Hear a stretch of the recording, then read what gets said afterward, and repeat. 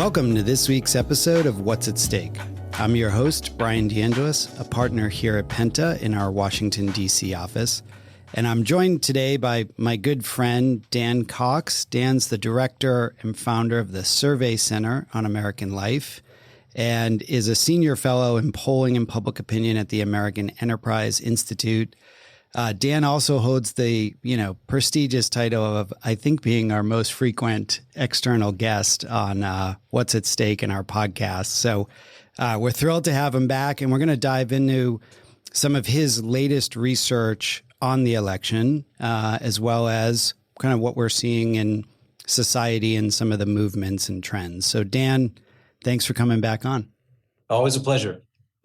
Dan, I always love having you on around elections because I think, what you guys study and your work in particular around, different segments of society, different populations, it goes, way deeper. And if I can almost say more real than what we see from a lot of other polls of just demographic splits. So I want to start there. You just released a new report. Tell us a little bit high level what you guys were looking at in this one. Yeah, so one of the things that I think is really interesting about this election, and there's been a slew of polling really, really early, is that there's so much indecision despite the fact that the candidates are very well known. So there's not a need to introduce these guys to most of the voters, right? I was talking to a Gen Z voter the other day, and she said something kind of profound to me that I just didn't realize. She said, for our generation, it's been Trump on every election, right? This is his third presidential election. That's right. And so they haven't known anyone else, right? In 2016, it was versus Hillary. In 2020, Biden, and now it's a rematch. But it's kind of unbelievable to have two candidates who are, first of all, where we've seen them in this position running for president. They've been around forever. Biden was first elected, I think, in his 20s, and which is a million years ago. And, Trump was a fixture in the 80s, right, in the New York real estate scene. And so, again, these are not unknown quantities. A lot of Americans know or think they know, but there's just so much uncertainty about which way this election is going to go. Most of the polls have them neck and neck. And the other thing I think that's really kind of unique is how disliked both these guys are.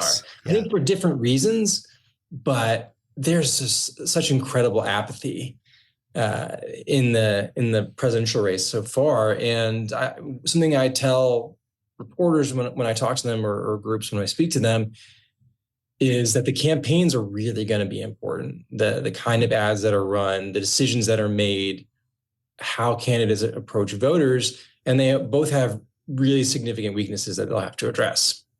And to your point, they're really well known. I mean, I think this is probably the first time in at least 100 years we've had two incumbents running against each other.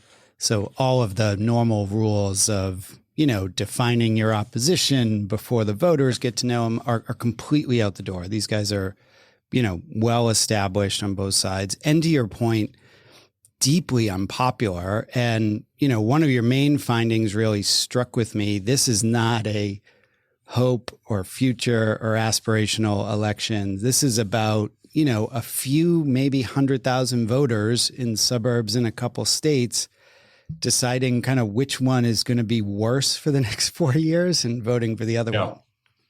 Yeah. And I think that's pretty incredible. We asked this question about to what extent do you think if Biden is elected, things will get better or get worse? If Trump gets elected, things will get better or get worse. And, even people supporting, Biden or Trump, the, majority are saying that either things will stay the same or get worse. And so you're not seeing the kind of hopefulness and optimism in, if you have a new candidate who's offering a different vision or a more positive vision. Right.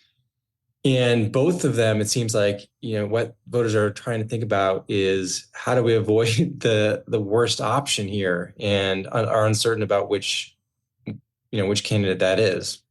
And as you guys dug into that, I mean, I imagine from what I follow in politics in the news, it's two different definitions of what's worse, right? There's obviously a lot of concern around Trump and, his, I'll say it, lack of respect for democracy and norms and kind of the government structure we have. And then there's a lot of concern around Biden, certainly around age and the economy, and people aren't feeling well. Are you seeing anything else as you kind of dig deeper into it? Yeah, I mean, something that we also asked in this poll was just to get a sense of pessimism, right? That we are hearing so much from, particularly the right, but the right and the left, how bad things are in the country, and it's not just about economics. There's concerns about sort of the shifting culture and the increasing loneliness and social isolation. So we asked this question about whether people think America's best days are ahead or behind us. And for most of the 15 or so years that we could find that this question's been asked, Americans have been on balance optimistic that America's best days lay ahead. But we found a 20-point gap with the majority of Americans now saying America's best days are in the rearview mirror. And when you see people scratching their head, economists and folks who follow these issues sort of say, we don't understand why America's so despondent about the economic situation in the country, because the macroeconomic indicators are really quite positive. Right. And they're really uninformed. People think we're in recession and things are like the job market's as worse as it's been in 50 years. None of which is true, right? That's true, right? We're actually doing quite well, at least in aggregate level. And I think it goes, the answer to that is it goes further than just a sense of economic malaise. There's a sort of political and social malaise too. And I think part of that is the way the parties have decided to run against each other. And it's a lot of it's like, we don't have a lot to offer, but we're just going to tear down the other side so much and scare you so much about how terrible things are that's how we're going to get you to vote for us. Right. And so, you had, Bill Clinton and Barack Obama and Ronald Reagan offer really positive visions for the country, even when things weren't going so well. Think of Reagan in 1980. And that's just so far from where we are right now. And, Trump basically saying that the country's about to fall into the ocean. And, right. And you have, liberal activists talking about climate change like it's going to end everything. It's going to wipe out humanity. You shouldn't even bother having kids because things are going to get so bad. And that's such a change. Like, presidents are supposed to be not only, the commander in chief and, our chief administrator and all these important positions, but they're also kind of cheerleaders for the country, right? We don't elect people who aren't proud to be American and have faith in the country. But then you have someone like Trump who comes from outside the system and sort of says, hey, things are terrible and you are right to be miserable because things are terrible and they're terrible particularly for you. And at a time when we've seen a long decline of public trust, sure. There were a number of folks who were ready to hear that message. Yeah. And you said something at the beginning of that answer where, they're hearing that message and they're hearing it more and more kind of in very isolated pockets of, others that then just repeat that message over and over again. And so, there were a few things you said there that resonated with me. I mean, we have moved to a place where we don't have presidents that run to unite the country anymore. And I would even say, Bush and Obama, they tried to do that as well at different times. And, they put that as kind of number one. And now the political parties are so focused on setting up who is the bad guy, who's the worst. Mm-hmm. And it's flipped. It's not I want to vote for this candidate. It's I don't want to vote for that candidate. Right. Yeah. We have this saying that political science is called affective polarization. And if you look at partisans right now, one of the reasons people identify as Democrat, Republican is not so much that they believe in the party and the issues it stands for, although on some level they do. It's that they're terrified of the other guys, and that they're Democrat because they know for a fact the Republican Party is evil, or they're Republican because they know that the Democrats are all, crazy socialists, and so that is what inspires them to get involved and to vote, and where their strength of their identity comes from. Yeah, I mean, I remember the days where my own father would vote Republican for one person on the ticket, Democrat for another. It would switch the next year. And I mean, I think we're down to 6 digits in terms of maybe the number of people in this country that still do that.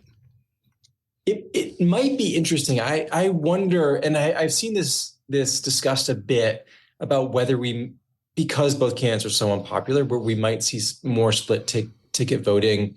There are certainly polls showing that Democratic senatorial candidates are doing much better than Biden. Mm-hmm. So, and a lot of them are running in purplish states, Nevada, Pennsylvania, Michigan. So it may be that this year there may be a little bit more split ticket voting in the past. Although, it's hard to know. I mean, certainly the hardened partisans will vote straight Democrat or Republican.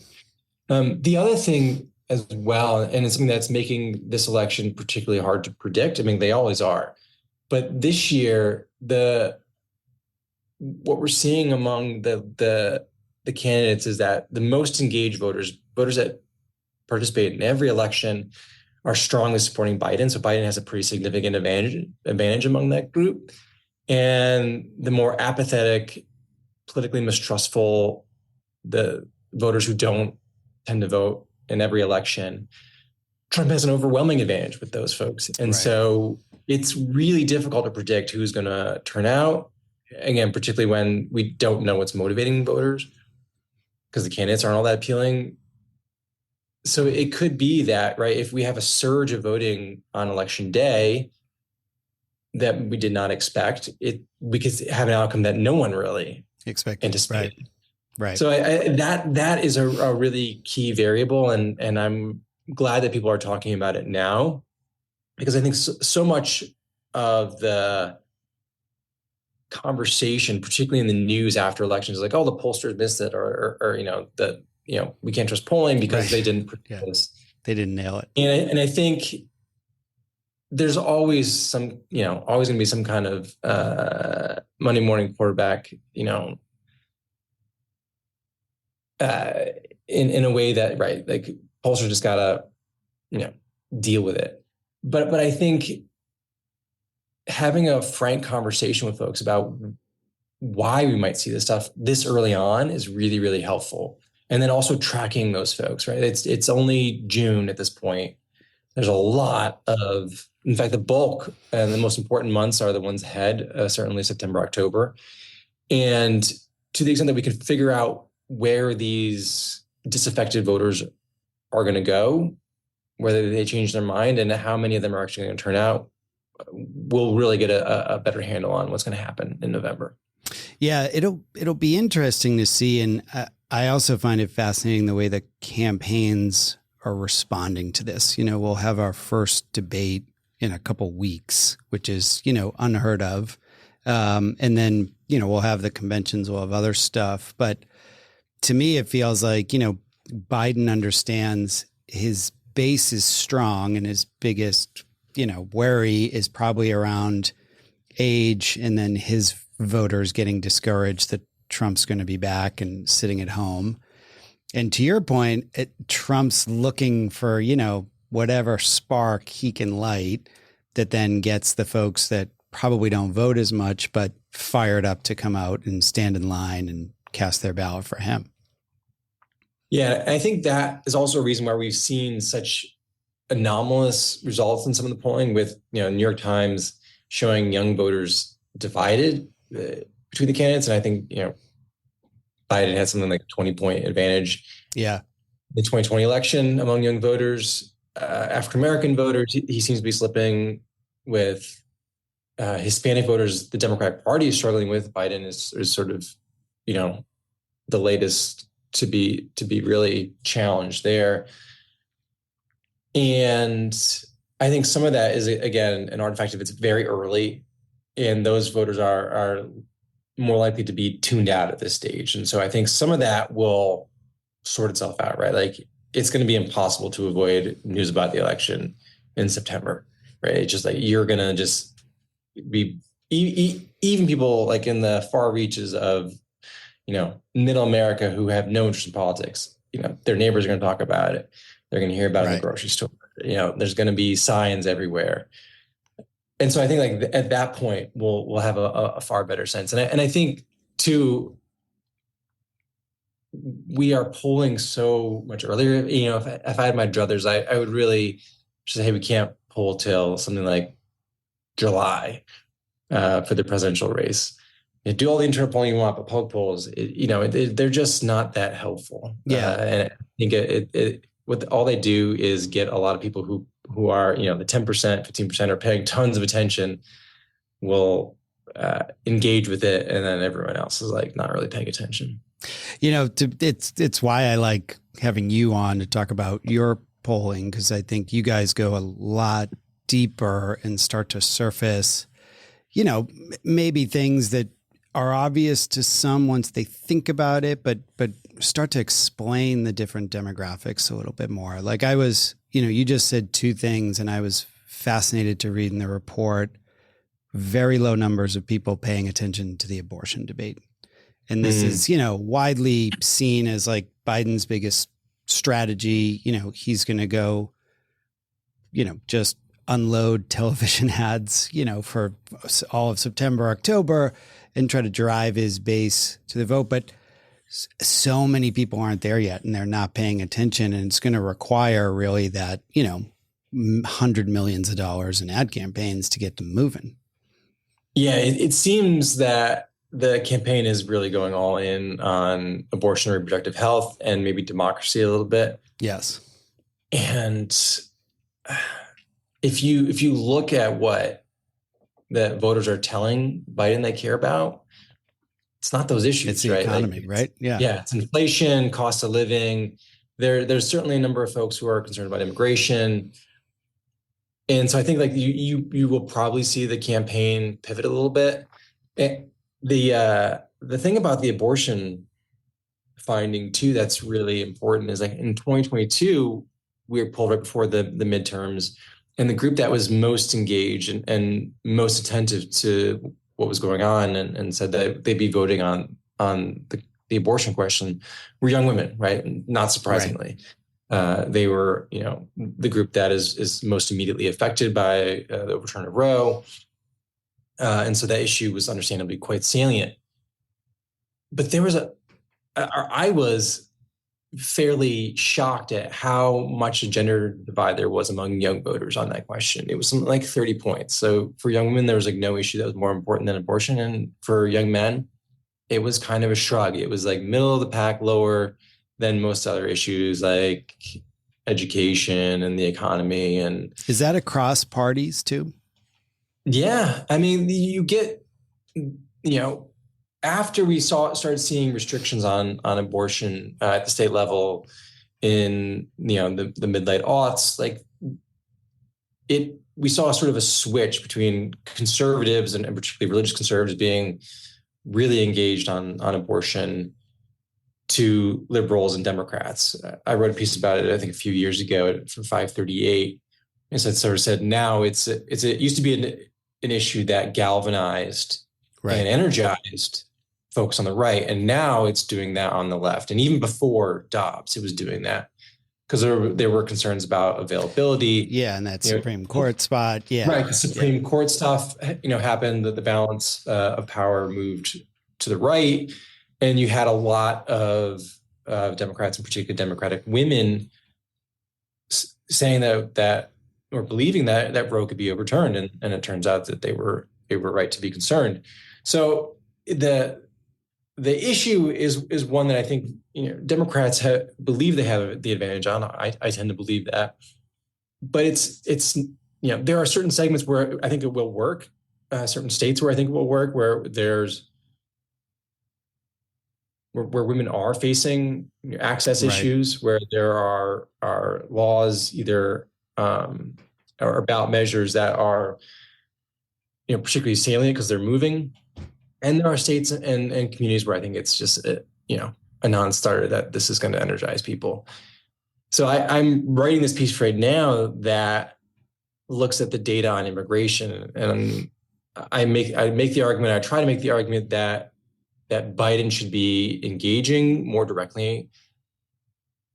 And it looks like with the latest executive action, he's trying to do something. It seems like he's kind of flailing a little bit, but I think. And I think because he hasn't connected it to his values, right? Like there's a way in which immigration connects to the values of pluralism and diversity, which are much more strongly held on the left and the right at this point. And I think Americans generally believe that diversity makes the country better, but there's strong partisan divisions. And I think it's why the immigration issue is so fraught. And then particularly on the right, there's a lot of concern about illegal immigration and it's not only economic impact, but it's cultural impact.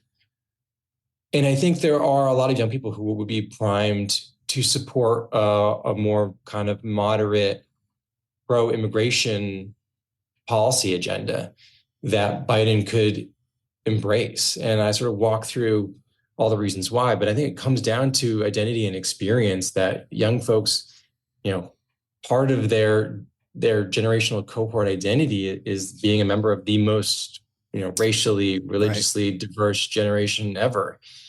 And the belief that, we are better, because of these differences that we have. And it doesn't hamper us from working together and being, a unified country. So I think there is an opening there. Certainly young people are far more likely to have friends who are immigrants who would be directly impacted by any legislation.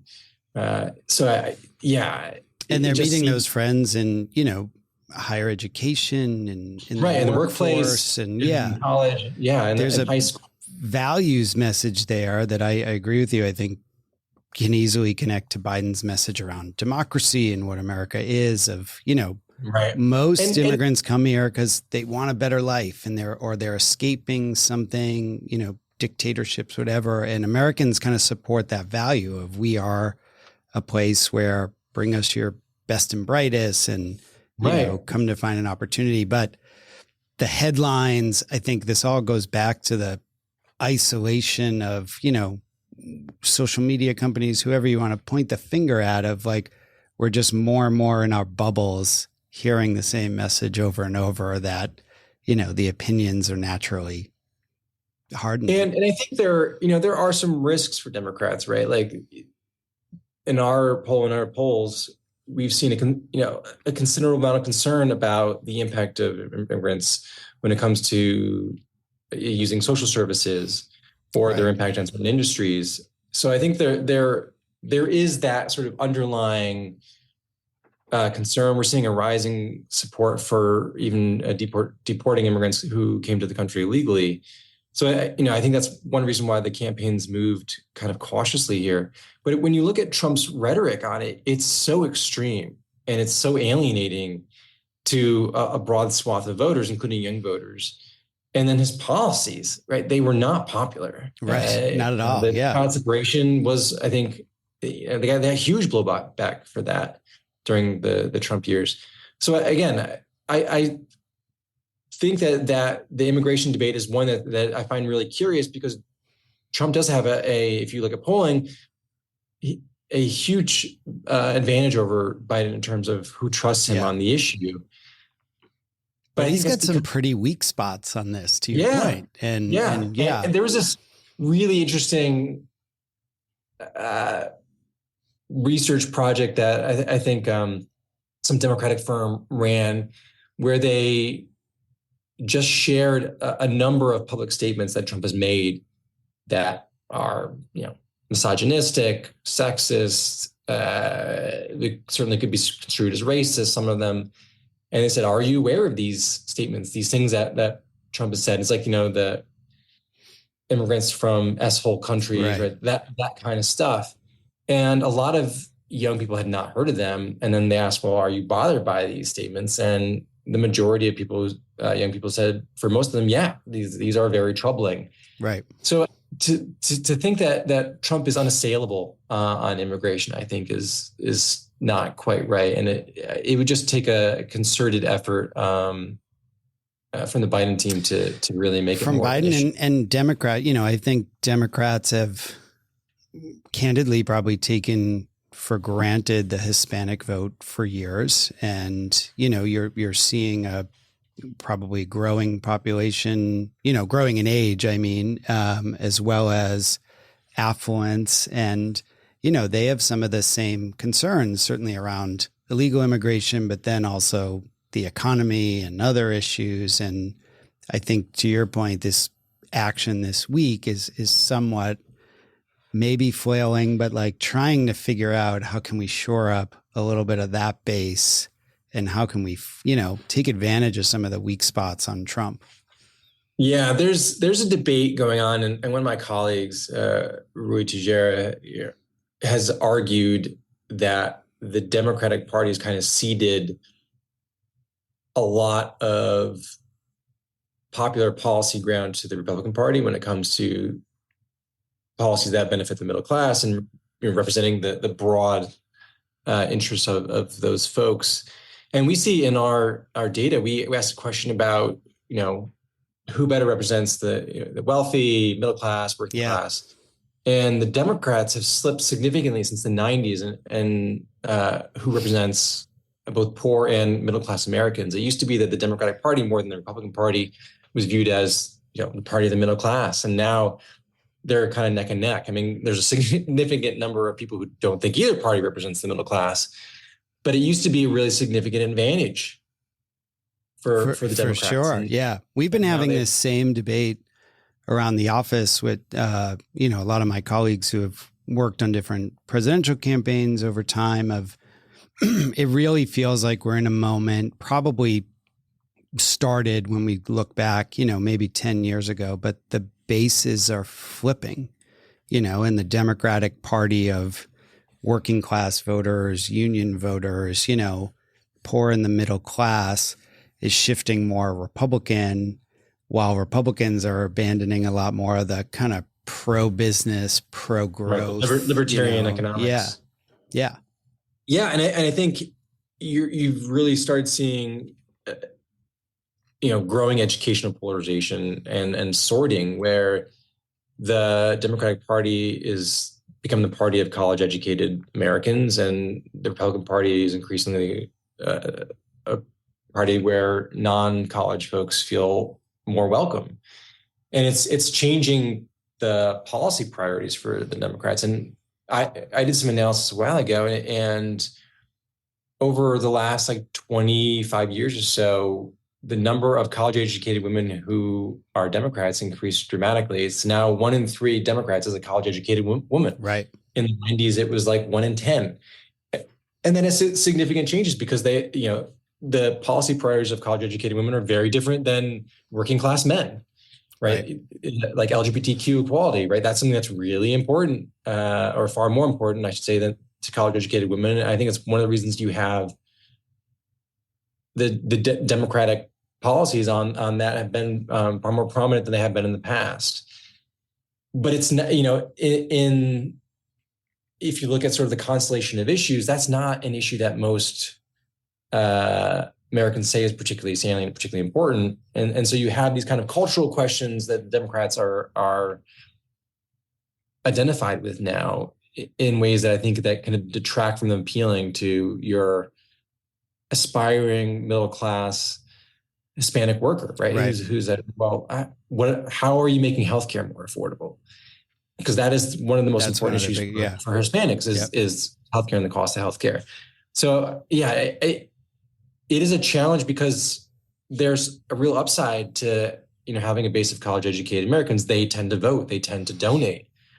So you tend to do much better in off-year and low turnout elections. And that's exactly what happened. It used to be that the Democratic Party Yeah, had which trouble getting struggled during voters, that. Yeah. right? Like it wasn't that long ago. No, I remember well.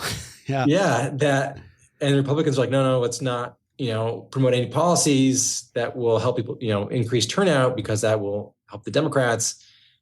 Well, now, things have flipped. And so it'd be interesting to see. I think I saw Trump now promoting mail voting, mail-in voting. Yeah. So I think there's some recognition that this, things have changed, and it'll be interesting to see, tactically how their parties respond. Yeah. I want to ask you one last question, and, I wish we had more time for this, but, I know you're going to do more work on this stuff too. So feel free to tell us what you have in the queue. But as you were talking about, the rise of college educated women making up most Democratic voters, you've written a great piece a couple weeks ago of, there is a almost abandonment of men by the Democratic Party, at least as a voting bloc that they think about. And, working class men, college educated men, it's, I think both parties are struggling, as probably a lot of them are moving between those bases, as we talked about. So I'd love to hear what you're seeing there, and, maybe what else you've got coming up in that regard. Yeah, I think we are seeing an increasing gender divide among young folks, and they look around and who's helping them. There's some great work by Richard Reeves and others who document the ways, of boys and men, the way young men are struggling. And you see it particularly in certain communities, like among African Americans, the number of African American women going to college far outpaces African American men. Right. Their economic outcomes are far better. And you look at all these different measures, and I think it's clear that young men are struggling in ways, and boys struggling in ways that in the not so distant past they weren't. Some of that has to do with, dramatic economic changes that have upended a lot of industries that were male dominated. There's, cultural concern changes as well. So I think, all that is going on. And then you have, the Democratic Party, who is increasingly, focused on gender equality, and I think has a blind spot when it comes to the challenges that men are facing. And I think there's a trepidation to engage with issues, sort of saying, well, it's kind of zero sum. If we're helping men, then we're kind of giving up on helping women, which has been something that the Democratic Party, the war on women, to other ways that they've really been identified with being advocates for gender equality. And, I would argue, and a lot of folks have argued that, well, it's not zero sum. Right. And it's possible to help both.